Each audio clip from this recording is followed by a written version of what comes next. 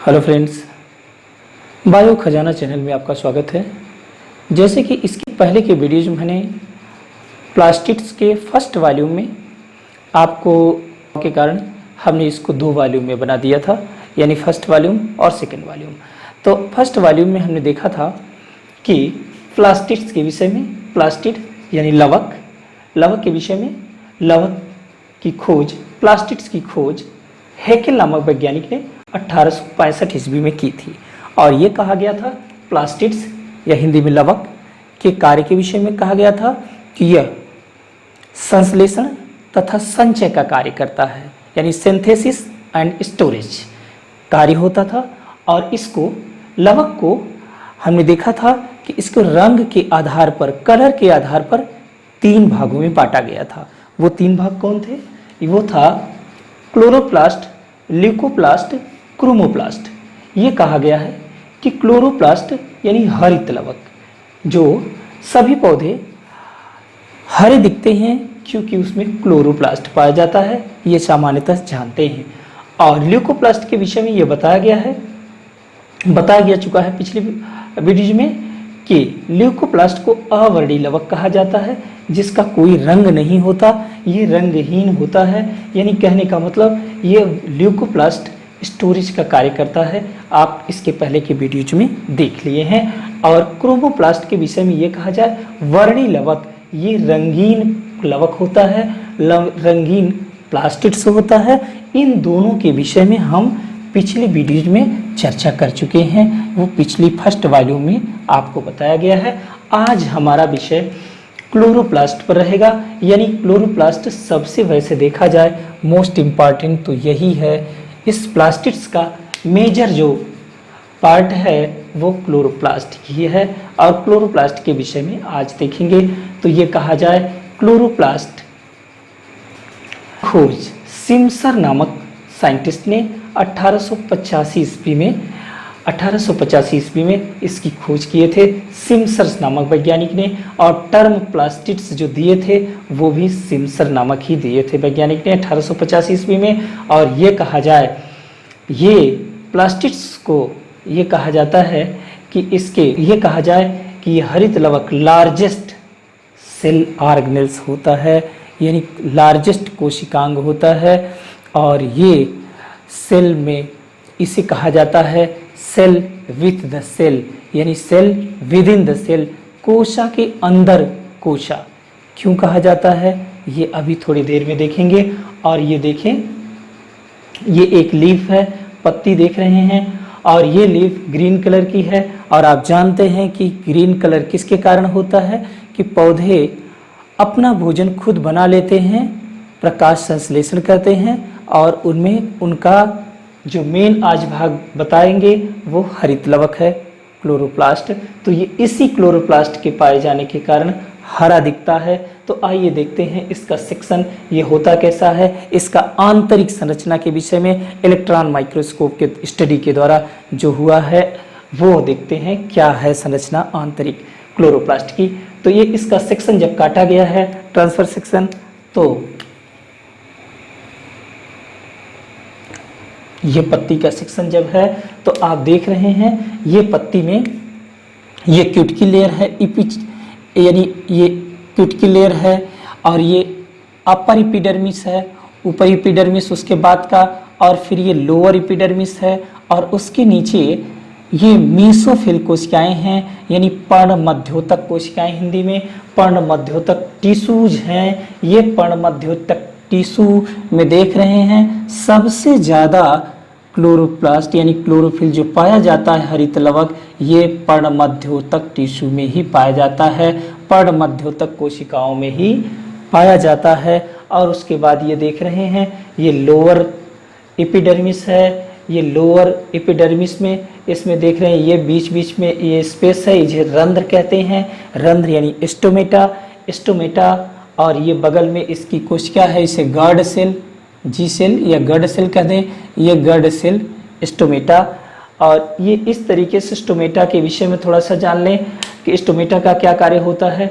जिस प्रकार हम लोग अपने शरीर से दूषित पदार्थ निकालते हैं, यानी कार्बन डाइऑक्साइड निकालते हैं, एयर पोर के द्वारा यानी रोम छिद्रों के द्वारा संश्लेषण के फलस्वरूप जो फोटोसिंथेसिस करता है प्लांट्स, तो प्रकाश संश्लेषण में बाई प्रोडक्ट के रूप में ऑक्सीजन निकलता है, तो ये ऑक्सीजन रिलीज करता है इसी रंध्र के द्वारा, इसी स्टोमेटा के द्वारा।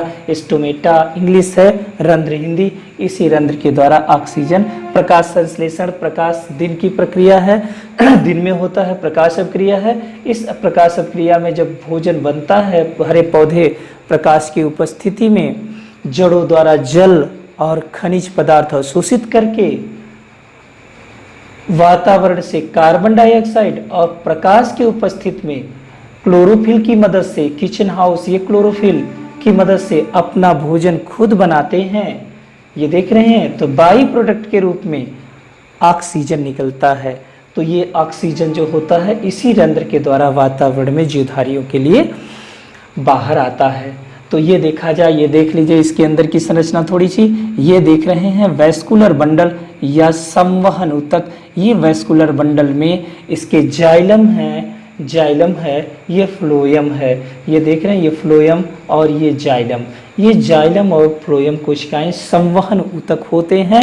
जो संवहन ऊतक का काम होता है कि जाइलम का मतलब आप ऐसे ही कोड से जान लीजिए, ज फॉर जल, जल जड़ जाइलम, यानी जड़ों द्वारा जल जाइलम की मदद से पौधे के विभिन्न भागों में पहुंचता है और प्रकाश संश्लेषण के द्वारा बना हुआ, फोटोसिंथेसिस के द्वारा बना हुआ भोज्य पदार्थ फ्लोएम के द्वारा पौधे के विभिन्न भागों में पहुंचता है। ये आप जाइलम फ्लोएम के विषय में यहाँ देखें। अब हम ये देखना चाह रहे हैं, आगे जो बढ़ रहे हैं, हमारा मकसद है ये पर्ण मध्योतक कोशिकाओं में सबसे ज़्यादा जो होता है ये होता है, देख रहे हैं क्लोरोफिल, ये क्लोरोप्लास्ट सबसे ज़्यादा होता है पत्ती में पर्ण मध्योतक टिश्यूज या पर्ण मध्योतक कोशिकाओं में, जबकि तनों में जो होता है क्लोरेनकाइमेटस सेल में होता है और ये पत्ती में ज़्यादा होता है, इसीलिए देख रहे हैं पत्तियाँ ज़्यादा ग्रीन होती हैं।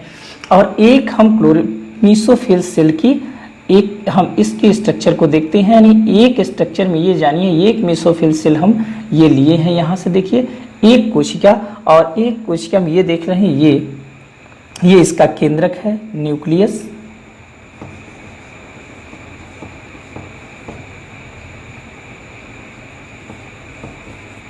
न्यूक्लियस और ये जानिए ये है वैक्यूल, रिक्तिका इसका, और ये है क्लोरोप्लास्ट। ये क्लोरोप्लास्ट देख रहे हैं एक मेसोफिल सेल में, एक पर्णमध्य कोशिका में, इसमें क्लोरोप्लास्ट की संख्या लगभग जो होती है, ये क्लोरोप्लास्ट देख रहे हैं, इसमें लगभग 20 से 50 की संख्या में होते हैं विकसित पौधों में। यानी इसकी संख्या तो भिन्न भिन्न होती है, लेकिन एक सामान्यतः संख्या बताया जाए विकसित में 20 से 50 की संख्या में क्लोरोप्लास्ट होते हैं। ये 20 से 50 की संख्या में ये देख रहे हैं, ये है क्लोरोप्लास्ट। हम ये पर्ण मध्योतक की कोशिका का ये पार्ट देख रहे हैं, ये पार्ट उसी को हमने एक मैग्नीफाई लिया और ये इसमें देख रहे हैं वैक्यूल होता है, इसका एक केंद्रक होता है और ये है एक क्लोरोप्लास्ट। एक कोशिका में क्लोरोप्लास्ट की एक प्रायः संख्या जो होती है वो 20 से लेके 50 तक की संख्या होती है। ये क्लोरोप्लास्ट की संख्या है। और हम ये अब स्ट्रक्चर को हम देखते हैं क्या है, ये ओवल शेप स्ट्रक्चर है क्लोरोप्लास्ट का। ये डबल मेम्ब्रेन, ये स्ट्रक्चर हम यहाँ देख लेते हैं, तो ये देख रहे हैं ये double membrane bounded cell organelles हैं। दोहरी कला द्वारा, दोहरी झिल्ली द्वारा घिरी हुई संरचना है। ये देख रहे हैं, ये है आउटर मेम्ब्रेन यानी बाह्य कला, ये है इनर मेम्ब्रेन यानी अंतः कला। बाह्य कला आउटर मेम्ब्रेन, इनर मेम्ब्रेन यानी अंतः कला द्वारा, दो कलाओं द्वारा घिरी हुई ये झिल्ली कहला रही है। देख रहे हैं ये कोशिका का सबसे बड़ा largest cell organelles, double membrane bounded cell organelles, दोहरी झिल्ली द्वारा घिरा हुआ सबसे बड़ा कोशिका में पाया जाने वाला कोशिकांग होता है। और अब देखते हैं इसके अंदर ये जेली लाइक संरचना जो देख रहे हैं तरल पदार्थ, ये प्रोटीनेशियस पार्ट होता है, प्रोटीन रिच पार्ट होता है। इसमें देख रहे हैं ये देख रहे हैं सिक्के के ढेर की तरह संरचना, जो एक जैसे सिक्के का ढेर हो, सिक्के को लगा दिया जाए, ये सिक्के को एक से ऊपर एक दूसरे के ऊपर रख दिया जाए, इस प्रकार की ये संरचना देख रहे हैं। इसे एक सिक्के को कहा जाता है थैलाकॉइड। ये सिक्के की सिंगल संरचना को थैलाकॉइड कहा जाता है। ये सिक्के की तरह एक ढेर को, यानी एक में 40 से लेके 60 तक की संख्या होती है थैलाकॉइड की। ये कहा जाए इसे सिंगल को ग्रेनम कहते हैं, सिंगल को ग्रेनम कहते हैं। ये ग्रेनम की संख्या ये देख रहे हैं कई होती हैं। ग्रेनम की संख्या वैसे विभिन्न पौधों में ग्रेनम की संख्या भिन्न भिन्न होती है, वैसे प्रायः जो होती है 40 से 60 तक होती है। ये कहा जाए प्रायः जो ज़्यादा देखा जाता है प्रायः 40 से 60 तक एक कोशिका में ग्रेनम की संख्या, यानी इसकी ये एक ग्रेनम कहेंगे, ग्रेनम सिंगुलर है, एक वचन, यानी एक ढेर को, सिक्के के ढेर को हम ग्रेनम कहते हैं। और इसके जब बता दिए एक कोशिका में 40 से लेके 60 तक की इसकी संख्या हो सकती है, होती है प्रायः। और विभिन्न पौधों में इसकी कोशा में इसकी संख्या भिन्न भिन्न होती है। अब ये देखिए ये एक ग्रेनम है और इसके ये जब कई ग्रेनम को हम ग्रेना कहते हैं। ग्रेना मतलब यानी प्लूरल, यानी बहुवचन में ग्रेना कहते हैं, सिंगुलर में ग्रेनम कहते हैं। अब ये कहा जाए ये ग्रेनम देख रहे हैं, ये तरल भाग को हमने कहा ना, इस तरल भाग को स्ट्रोमा कहते हैं। इस स्ट्रोमा में देख रहे हैं ये ग्रेनम स्ट्रोमा पटलिका के द्वारा, ये स्ट्रोमा पटलिका के द्वारा एक दूसरे से जुड़े होते हैं। इसे पटलिकाएं भी कहते हैं। स्ट्रोमा पटलिका है जो एक ग्रेनम दूसरे ग्रेनम से जुड़ा रहता है। इस प्रकार ये देख रहे हैं इसमें जो तरल भाग है इसे स्ट्रोमा कहते हैं। इस स्ट्रोमा में इसके खुद के डीएनए होते हैं, यानी क्लोरोप्लास्ट का डीएनए होता है। ये क्लोरोप्लास्ट का डीएनए होता है और इसका खुद का राइबोसोम होता है जो 70S प्रकार का होता है। ये 70S प्रकार का राइबोसोम और इसका खुद का डीएनए, इस आधार पर और इसके अंदर प्रकाश संश्लेषण के द्वारा बना हुआ भोज्य पदार्थ स्टार्च के रूप में, ये स्टार्च ग्रेन, यहाँ स्टार्च ग्रेन देख रहे हैं, ये स्टार्च ग्रेन भी संचित भोज्य पदार्थ के रूप में इसमें कोशा में पाया जाता है। तो ये स्टार्च ग्रेन है और इसमें 70S प्रकार का राइबोसोम जो स्पेशल क्लोरोप्लास्ट का है और ये है इसका डीएनए। इस प्रकार इसके राइबोसोम के द्वारा प्रोटीन का संश्लेषण हो जाता है और ये डीएनए ये स्वरिप्लिकेट कर लेता है, इसीलिए इसे कहा जाता है अर्ध स्वशासित कोशिकांग, यानी सेमी ऑटोनॉमस, इसलिए कि कोशिका के अंदर रहता है, कोशिका के अंदर पाया जाता है, इसलिए cell within the cell भी कहा जाता है। ये इसीलिए इसे सेमी ऑटोनॉमस के नाम से जाना जाता है। अब आइए देखते हैं, ये देख रहे हैं कि एक थैलाकॉइड की संरचना जो एक सिक्के के ढेर के रूप में होती है, इसे हम ग्रेना कहते हैं। एक थैलाकॉइड को हम जब अलग करते हैं, ये संरचना ये है थैलाकॉइड की, इसमें जब हम देखते हैं, ये देख रहे हैं तो इसमें ढेर सारे, यानी इसमें छोटे छोटे रैकेट के दाने के समान ये देख रहे हैं संरचना होती है। इसे क्वांटासोम कहते हैं, क्वांटासोम कहते हैं। और ये कहा जाए इस क्वांटासोम में ये देख रहे हैं, ये क्वांटासोम है, ये छोटी छोटी संरचनाएं जो हैं ये क्वांटासोम, ये ढेर रैकेट की इसके चारों तरफ क्वांटासोम ये पड़े हुए हैं, इसे क्वांटासोम कहते हैं। और एक क्वांटासोम में कहा जाता है 230 क्लोरोफिल के मॉलिक्यूल पाए जाते हैं, 230 क्लोरोफिल के, अणु पाए जाते हैं एक क्वांटासोम में। इस बात को पार्क एंड पोन्स ने, ये देखें, इस बात को पार्क एंड पोन्स में 1961 ईस्वी में बताया था और इसके बाद 1964 ईस्वी में पार्क एंड पे यानी बिगिंस ने इसके लिए इन्हें नोबेल प्राइज भी मिला था, ये जानिए। लेकिन कहा जाता है कि ये कहा गया था कि ये जो है इकाई होती है प्रकाश संश्लेषण की, लेकिन ये मान्य नहीं है, यूनिट मान्य नहीं है। तो आगे आइए देखते हैं थोड़ा सा इधर। स्ट्रक्चर लार्जेस्ट आपने देख लिया। अब स्ट्रक्चर के विषय में ये कि ओवल शेप होता है, देख रहे हैं ओवल शेप है इसका स्ट्रक्चर। ये इनर और आउटर डबल मेम्ब्रेन बाउंडेड कोशिकांग, आउटर लेयर यानी बाह्य कला और अंतःकला दो झिल्लियों द्वारा घिरी हुई संरचना होती है। और इसके अंदर का जो ये तरल पदार्थ है उससे कहते हैं स्ट्रोमा। प्रोटेनेशियस रिच पार्ट, यानी ये प्रोटेनेशियस रिच पार्ट जो होता है स्ट्रोमा कहलाता है। और यही चीज इन स्ट्रोमा कंसिस्ट यानी कॉइन्स लाइक स्ट्रक्चर ग्रेनम, इसके अंदर डूबा हुआ ये सिक्के की तरह संरचना जो होती है ये ग्रेनम कहलाती है। और ये एक ग्रेनम में लगभग इसकी संख्या 40 से 60 तक हो सकती है। सिक्के की संरचना जो हो सकती है प्रायः तो वो 40 से 60 तक होती है। भिन्न भिन्न पौधों में इसकी संख्या अलग अलग होती है और इसमें जो है प्रायः विकसित पौधों में इसकी संख्या 40 से लेकर 60 सिक्के एक ग्रेनम में हो सकते हैं। और इसके एक ग्रेनम को सिंगुलर, एक बंडल को इसे ग्रेनम कहेंगे। और इसकी संख्या ये कहा जाए जब ये कई हो जाती हैं, हम इसे बहुवचन में लेते हैं, तब इसे ग्रेना कहते हैं। एक ग्रेना जब दूसरे ग्रेना से जुड़ा होता है तो वो स्ट्रोमा लैमेली के द्वारा जुड़ा होता है। ये लैमेली देख रहे हैं, लैमेली के द्वारा ये ग्रेनम जुड़ा होता है एक दूसरे से। इसे पटलिकाएं भी कहते हैं। ये कहा जाए इसके अंदर खुद का राइबोसोम होता है या क्लोरोप्लास्ट राइबो कह सकते हैं। राइबोसोम जो 70S प्रकार का होता है।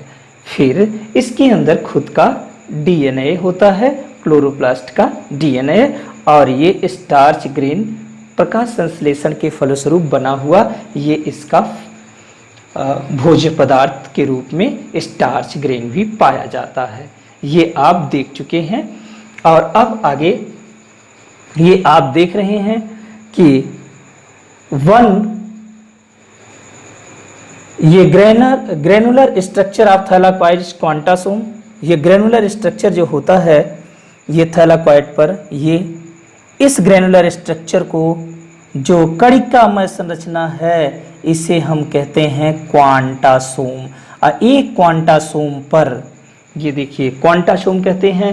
One quantasome contains 230 chlorophyll molecule. और एक क्वांटासोम पर 230 मॉलिक्यूल यानी ये होता है क्लोरोप्लास्ट के हरित लवक के 230 मोल मॉलिक्यूल होते हैं या 230 अणु होते हैं हरित लवक के। अब ये कहा जाए इस चीज को पार्क एंड पोन्स ने 1961 ईस्वी में बताया था और बाद में पार्क एंड बिगिंस ने 1964 ईस्वी में क्वांटासोम। और फिर ये कहा जाए ये photosynthesis farmed starch grain in stroma, ये देख रहे हैं फोटोसिंथेसिस से बना हुआ स्टार्च ग्रेन स्ट्रोमा में जो पड़ा रहता है ये है इसके लिए भोज्य पदार्थ संचित रहता है, संचय के रूप में रहता है। और इस तरीके से आपको प्लास्टिड्स के विषय में जानकारी मिली। अब इसके फंक्शन के विषय में हम थोड़ा सा देख लेते हैं। प्लास्टिड्स के क्लोरोप्लास्ट का फंक्शन क्या है? मेनली फंक्शन तो आप जानते हैं कि प्रकाश संश्लेषण होता है, फोटोसिंथेसिस होता है। फोटोसिंथेसिस ये देख रहे हैं, ये लाइट रिएक्शन कहाँ होती है? फोटोसिंथेसिस के फल फोटो मीन्स प्रकाश संश्लेषण, यानी प्रकाश संश्लेषण नाम से ही है प्रकाश की क्रिया। और प्रकाश क्रिया जो होती है ग्रेनम होती है, यहाँ होती है जहाँ हरित लवक के मॉलिक्यूल हैं, क्लोरोप्लास्ट के मॉलिक्यूल हैं। ये प्रकाश संश्लेषण की लाइट रिएक्शन यही होती है, ये ग्रेना में होती है।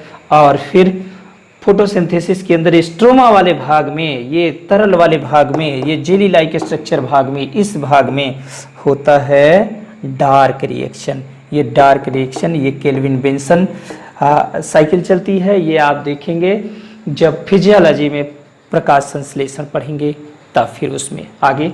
और फिर दूसरा कार्य होता है all green plants due to presence of chloroplast, यानी सभी हरे पौधे हरित लवक के कारण ही हरे होते हैं। यानी सभी हरे पौधे हरे इसलिए होते हैं क्योंकि उसमें हरित लवक पाया जाता है। हरित लवक के पाए जाने के कारण सभी पौधे हरे होते हैं। एक बार फिर से समरी देखते हुए रिवाइज कर लेते हैं। इसमें हमने क्या क्या सीखा। इसमें हमने सीखा कि प्लास्टिड्स की खोज हैकेल नामक वैज्ञानिक ने 1865 ईस्वी में किया था और ये बताया गया था कि प्लास्टिड्स को संचय और संश्लेषण कार्य होता है और इसको 3 कलर के आधार पर 3 भागों में डिवाइड किया गया था। Chloroplast, leucoplast, chromoplast. क्लोरोप्लास्ट हरित लवक, ल्यूकोप्लास्ट अवर्णीय लवक यानी कलर विहीन, रंग विहीन, और क्रोमोप्लास्ट वर्णीय लवक यानी रंग युक्त लवक या प्लास्टिड्स। फिर उसके बाद ये कहा जाता है कि हरित लवक या प्लास्टिड्स की खोज सिम्सर नामक वैज्ञानिक ने 1885 ईस्वी में किया था। फिर largest double membrane bounded cell organelles, कोशिका में पाया जाने वाला, ये यहाँ से देख लेते हैं, ये मेसोफिल है जहाँ पर सबसे ज़्यादा क्लोरोप्लास्ट के कण पाए जाते हैं। यानी मेसोफिल या पर्ण मध्योतक कोशिकाओं में, पत्तियों में और तनों में पौधों के क्लोरीन कायमा कोशिकाओं में पाए जाते हैं, लेकिन वहाँ कम पाए जाते हैं। यहाँ पर्ण मध्योतक मेसोफिल टिश्यू में यहाँ क्लोरोफिल की मात्रा ज़्यादा होती है, इसीलिए पत्तियां हरी दिखती हैं। तो यहाँ की एक मेसोफिल की कोशिका की ये संरचना देख रहे हैं। इसके अंदर का ये वैक्यूल भाग है, रिक्तिका, और ये केंद्रक है इसका, और ये क्लोरोप्लास्ट इसमें देख रहे हैं। ये क्लोरोप्लास्ट कुल हैं, इनकी संख्या ये 20 से 50 तक होती है। और ये देख रहे हैं एक क्लोरोप्लास्ट ये है, एक क्लोरोप्लास्ट की ये संरचना हम ले रहे हैं ये, ठीक है। ये ढेर सारी होती हैं और एक हम ले रहे हैं संरचना, ये देख रहे हैं, ये डबल मेम्ब्रेन दोहरी झिल्ली द्वारा घिरी हुई संरचना होती है। स्ट्रक्चर में देख रहे हैं कि दोहरी झिल्ली द्वारा घिरी हुई संरचना होती है। ये आउटर मेम्ब्रेन, ये इनर मेम्ब्रेन, ठीक है। और यहाँ तक हमने देखा आउटर मेम्ब्रेन और inner membrane. Jelly like liquid भाग को स्ट्रोमा कहते हैं, ये इस भाग को स्ट्रोमा कह रहे हैं। और फिर उसके बाद ये वाला भाग थैलाक्वाइड होता है। ये थैलाक्वाइड सिक्के के ढेर के आकार की संरचना, जो 40 से लेकर 60 सिक्के का ढेर एक के ऊपर एक लगा हुआ रहता है, उसे हम एक ढेर को ग्रेनम कहते हैं। ग्रेनम सिंगुलर होता है। जब इन ग्रेनम की संख्या यानी एक कोशिका में, सामान्यतः एक कोशिका में 40 से लेकर 60 तक होता है। भिन्न भिन्न पौधों की कोशिकाओं में उसकी संख्या भिन्न भिन्न होती है। और ये कहा जाए ये बहुवचन की संख्या में ग्रेना कहलाएंगे। और ये ग्रेनम, एक ग्रेनम जो दूसरे ग्रेनम से जुड़ा होता है उसे स्ट्रोमा लैमेली या पटलिका कहते हैं, या कहें पटलिका द्वारा एक ग्रेना दूसरे ग्रेना से जुड़ा होता है।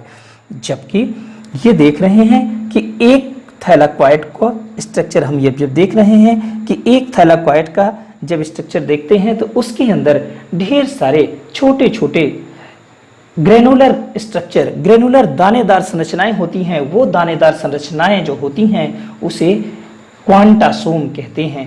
ये क्वांटासोम, ये कहा जाए ग्रेनुलर संरचना जो क्वांटासोम होती है, वो एक क्वांटासोम में 230 क्लोरोप्लास्ट के, क्लोरोफिल के मॉलिक्यूल पाए जाते हैं, क्लोरोफिल के अणु पाए जाते हैं एक क्वांटासोम में, ठीक है। और इसके अंदर अब आपने क्या देखा क्लोरोफिल के विषय में, और इसके अंदर ये देख रहे हैं कि इसका खुद का प्रकाश संश्लेषण के द्वारा बना हुआ फूड मटेरियल ये स्टार्च ग्रेन के रूप में इकट्ठा रहता है। और क्लोरोप्लास्ट का खुद का डीएनए होता है और ये डीएनए क्लोरोफिल क्लोरोप्लास्ट डीएनए कहलाता है। आपने देखा कि पत्ती द्वारा ये संरचना, पत्ती के एक ट्रांसफर सेक्शन को देखा तो अपर और ये सबसे ज़्यादा जो होता है क्लोरोप्लास्ट, ये इस पर्णमध्योतक कोशिका में, यहाँ का क्लोरोफिल की ये पर्णमध्योतक कोशिका की एक संरचना, इसमें क्लोरोप्लास्ट की ज़्यादा संरचनाएं देख रहे हैं। ये एक संरचना को हम क्लोरोप्लास्ट की ये लेते हैं, मैग्नीफाई करते हैं तो डबल मेम्ब्रेन बाउंडेड, और इसका एक थाइलकॉइड की संरचना लेते हैं तो इसमें देख रहे हैं कि ये ढेर सारे क्वांटासोम, और एक क्वांटासोम में देख रहे हैं कि 230 क्लोरोप्लास्ट के मॉलिक्यूल है। यानी प्रकाश संश्लेषण की क्रिया जो होती है इसी क्लोरोप्लास्ट पर होती है। ठीक है, आगे देखते हैं। अब हम यहाँ तक पहुँच चुके हैं। अब हम फंक्शन की बात फिर से रिवाइज कर देते हैं। फोटोसिंथेसिस में आप जानते हैं कि प्रकाश संश्लेषण में हरे पौधे अपना भोजन सूर्य की उपस्थिति में जड़ों द्वारा जल अवशोषित करके पत्तियों में क्लोरोफिल की मदद से बाह्य वातावरण से कार्बन डाइऑक्साइड लेके अपना भोजन खुद बना लेते हैं। ये तो ग्रेना में कर रहे हैं। ये ग्रेना में लाइट रिएक्शन हो रहा है। ये लाइट रिएक्शन जो हो रहा है, ये लाइट रिएक्शन थाइलाकॉइड पे होता है। डार्क रिएक्शन जो होता है, ये डार्क रिएक्शन स्ट्रोमा में होता है। इसमें केल्विन बेंसन साइकिल, इसका डिटेल आप जो है देखेंगे प्रकाश संश्लेषण में, तो वहाँ अभी इतना जानिए। अब ये डार्क रिएक्शन स्ट्रोमा में होता है। दूसरा कार्य ये जाने कि ये क्लोरोप्लास्ट के ही कारण पौधे का रंग, पत्तियों का रंग पौधों में हरा होता है। तो ये आज का क्लोरोप्लास्ट का सेकंड वॉल्यूम खत्म हुआ प्लास्टिड्स का। अब आपको हम फिर से एक नए कोशिकांग के साथ उपस्थित होंगे। तब तक के लिए नमस्कार। और